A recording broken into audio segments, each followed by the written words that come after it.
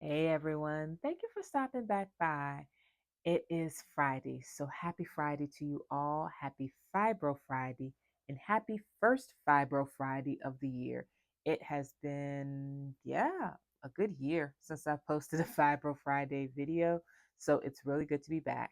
And because it's near the beginning of the year still, it is appropriate that I talk about my diagnosis anniversary. I was diagnosed with fibromyalgia at the end of January in 2019, so I am a full 5 years into this post diagnosis journey. And what a journey it has been! It was a journey getting to diagnosis, it has been a journey post diagnosis. And because it's year 5, I thought, this would be a good time to name 5 things that I don't want to say I didn't expect, even though they were unexpected. I wrote them down, but they were unexpected, but 5 things that I don't think people really tell you if you are suspecting you have fibromyalgia or if you've been trying to get a specialist to hear you out. There are 5 things that I can tell you post diagnosis that can hopefully prepare you as you go through this journey, whether you get a diagnosis immediately or if it takes you some time. Hopefully, you'll get it sooner rather than later. But I figured this would be a good time to kind of tell you some of the things that I've learned after getting over the hump of getting diagnosed, because we know that is a major hurdle for many of us. So, the first thing I learned is that diagnosis really is not as helpful as you'd hope. Like, it does have its perks. It is good to have a label, to have some idea of protocols that you can follow to improve your health. It's good to know where to start. But as far as having a ton of support in place or having lots of charitable organizations that work toward resolving it. This is not like some conditions. So, if you're looking for some of the supports that other conditions get, you won't get that here. Fibromyalgia is still treated kind of like, I don't want to say not a real thing. A lot of doctors understand that it has real effects, but because they can't identify what causes it, there's still this mystery around it that makes it hard for those support networks to be in place, because support comes when there's clarity. And most people don't really want to rally around something as nebulous as fibromyalgia, even if they empathize with us or sympathize with us. It's really not something that they can kind of wrap their minds around, other than they know it's painful and they know that it's related to some rheumatology issues. So, or often lumped in with rheumatology issues. So, yeah, diagnosis is helpful on one side, and then on another side, you don't have a lot there. There are not 1,000 different medicines for you to try or 1,000 different proven ways to really improve things. You're still kind of piecing together your own solution even after getting the label. So, while the label helps on one hand, it's not as helpful as you would think. And there's my earring. The next point is to focus on rebuilding instead of repairing. So, one of the things that happens if you suffer from perhaps some other short term condition, like a cold or the flu or something, you take, your medicine for a week and you're good to go. You're repaired basically. You still may have to take it easy. You still may have to focus on supporting your body as it's recovering, but this is not a long-term process. If you have been diagnosed with fibromyalgia, you have to approach your care in a far more exhaustive way. You really are kind of rebuilding things from the ground up. So many times you have to look at it from a completely different perspective than you would if you were suffering from a short term illness like a cold, you know, or like the flu, or even like COVID, unless you have something like long COVID, which is another bear. But if you have fibromyalgia, you really have to take it from the ground level. You can't treat it like something that you can just throw a bandage on. That's not going to work. And if you do try to throw a bandage on it, you will quickly find yourself cycling through flares and not really making a lot of progress and not seeing a ton of improvement. So think of it as starting from ground level and rebuilding a routine that supports your wellness from the ground level, from scratch, basically. You have to craft something that really supports you right now, as opposed to trying to patch up what you had before. So that's number two. Number three, healing probably won't come from standard medicine. And this kind of goes back to number one with diagnosis not being as helpful as you think. Standard medicine has its perks for sure. There are medications you can use, there are different therapies that are recommended, but you will probably not be able to get a blueprint for your wellness from your doctor. That's probably not going to happen unless your doctor has specialized in fibromyalgia or chronic pain conditions.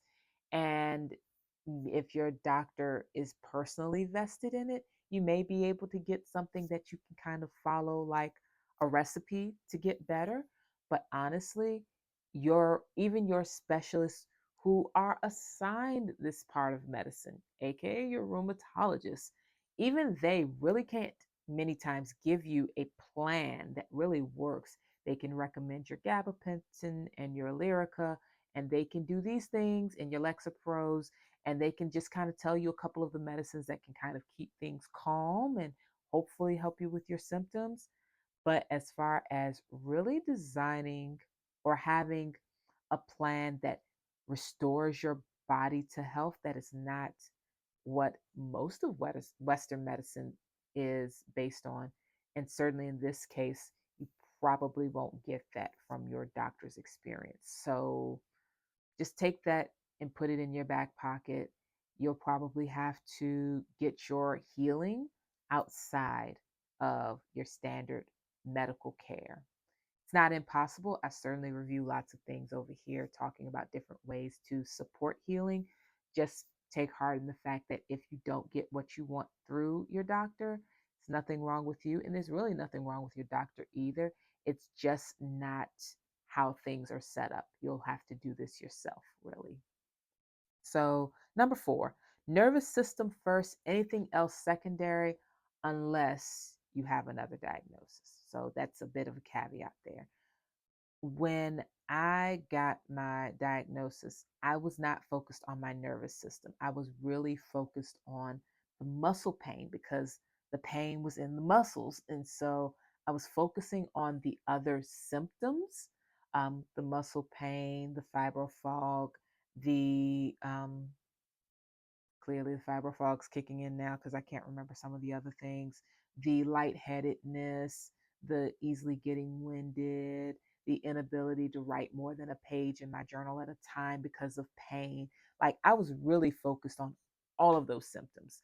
And yes, it's easy to get focused on all of your symptoms and trying to kind of put out all the little fires. But when it comes to little fires, think to yourself always what's causing the little fires. Probably it's, you know, a factory churning out a bunch of matches that are lit, basically. And your nervous system is basically lighting fires everywhere. And that's why you have all of these fires to put out. So that was a terrible analogy, but just work with me here. It's late where I'm filming. If it comes down to what do you address to get the best overall results, it's going to come back to your nervous system. Yes, if you get recommended for aquatic therapy or massage therapy or chiropractic care, if you get any of those, it will certainly help you with managing the pain because it will help with the muscular side of things. But if you really want to get to the heart of this, you've got to get into your brain and start flipping some different switches. You are not a neurologist, more than likely. So you may have to work with a neurologist on something like this, but you can also start working with other medical professionals. I'm thinking specifically like psychologists and psychiatrists who are really good at helping people train their brains to do other things. You could work with a hypnotherapist. It really doesn't matter. You just need to figure out how to get your brain to respond differently, which is an overwhelmingly big task, especially if you're a person who's ill. Certainly not telling you try to do this all at once, just telling you 5 years into your future, as far as diagnosis goes, if you can get on top of some of the neurological stuff now, you will see so much improvement. That's going to look different for everybody because everybody's symptoms are different. But honestly, most of my fibromyalgia experience came from malfunctioning nervous stuff. I knew that it was more nervous based as opposed to musculoskeletal based when I could drink teas that worked on the nervous system and my body felt great afterward. Right. So, and I have videos about that. You can check those out in my fibromyalgia playlist. But yes, address your nervous system first, and that's going to of take care of a lot of the other things that are going on. Okay. And the last thing, the caveat with the last point, I say take care of the nervous system first. The caveat is if you have some sort of comorbidities or if you have something else going on. Let's say you have fibromyalgia, but you also have lupus or something autoimmune, or you have fibromyalgia, but you also have some sort of cardiac condition. Yes, your nervous system will be the biggest key in wellness if you are dealing with fibromyalgia. But if you've got other stuff going on, you really do have to weigh which system needs your attention the most and first. And that's going to make a difference with how you approach it. But if fibro is the only thing standing with you that needs to be addressed, focus on your nervous system. Number 5, most flares are preventable. Or rather, most severe flares are preventable.